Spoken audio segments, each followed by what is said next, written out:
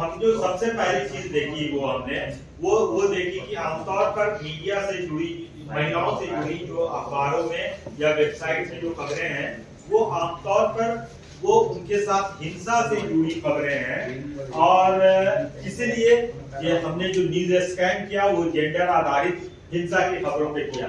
इसमें बलात्कार है, यौन उत्पीड़न है, घरेलू हिंसा है, अपहरण है, दहेज उत्पीड़न है, दहेज हत्या है, ब्लैकमेलिंग है, एसिड हमला है, घरेलू हिंसा है, झूठी शान की खातिर हत्या है, झूठी शान में आत्महत्या है, पसंद की शादी है, जोड़े की आत्महत्या है, महिला की पति द्वारा हत्या है, और अश्लील वीडियो की खबरें बड़े पैमाने पर दिखाई देती। ठीक है,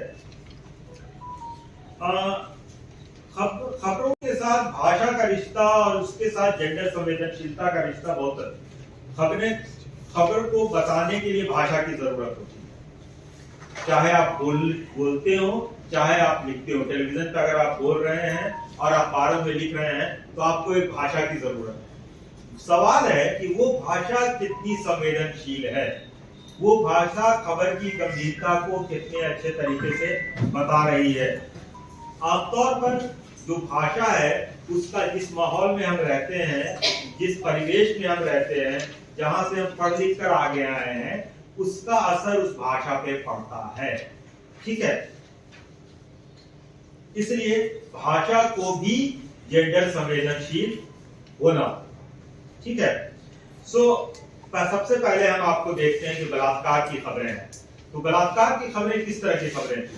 नाबालिग से बलात्कार, अपहरण और बलात्कार, अपहरण, बलात्कार और हत्या, सामूहिक बलात्कार, बलात्कार के बाद हत्या, शादी करने के वादे के नाम पर बलात्कार, बलात्कार के लिए सजा, जो हाई कोर्ट और कोर्ट की खबर है। 345 में से लगभग 160 खबरें ऐसी थी जो किसी न किसी रूप में 45 दिन में जो 345 खबरें यौन हिंसा की दिखी, उसमें 160 खबरें बलात्कार से किसी न किसी रूप में जुड़ी थी।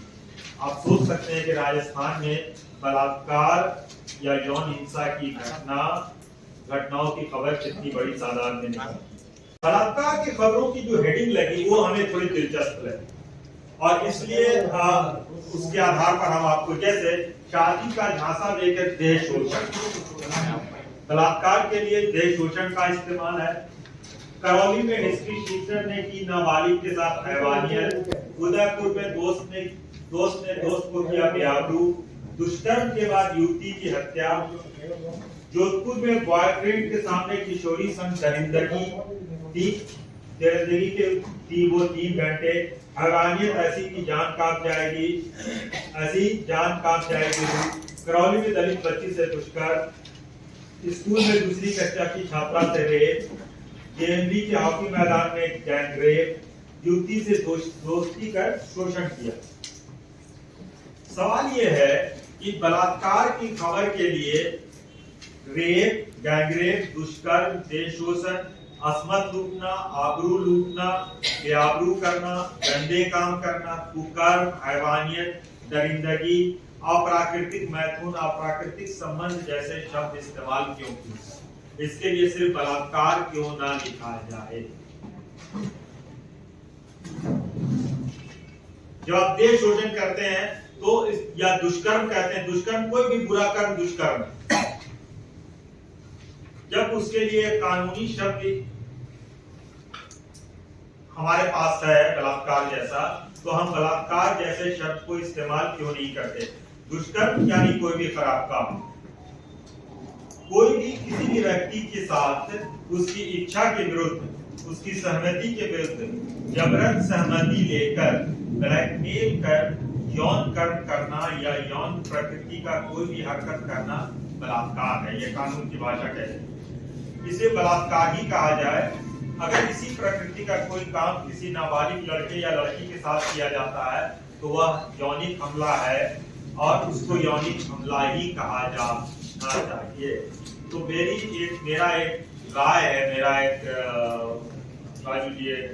सुझाव है कि बजाय इसके कि आप दुष्कर्म कहें, आप बलात्कार शब्द सीधे लिखें। आप देह शोषण लिखें, इसकी जगह सीधे बलात्कार लिखें, वो उसकी गंभीरता बताएगा।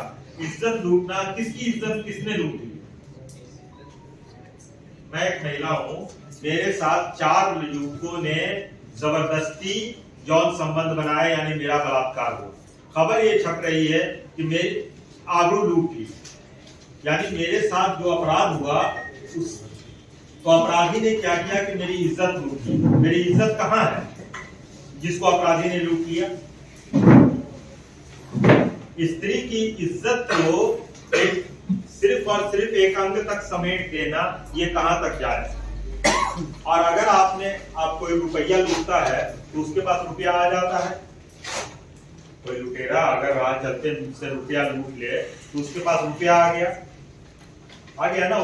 तो अगर किसी व्यक्ति ने बलात्कार किया और इज्जत लूट ली किसी महिला की, तो उसकी इज्जत बढ़ गई क्या? बलात्कारी की इज्जत बढ़ गई।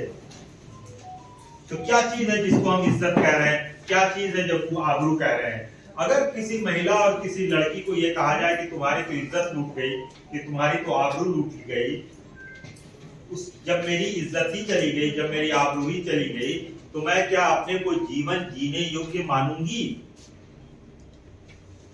जब मेरी इज्जत ही नहीं रही, मेरी आबरू ही नहीं बची, तो क्या मैं अपने आप को जीवन जीने योग्य मानूंगी, या ये मानूंगी कि हे धरती तू फट जा, मैं इसमें समा जाऊं, या मैं आत्महत्या करने के लिए प्रेरित हो जाऊं? इसलिए कृपया ये इज्जत लूटना, आबरू लूटना, असमत लूटना जैसे शब्द इस्तेमाल न किए जाए तो बेहतर है। बलात्कार ही क्यों न कहा जाए।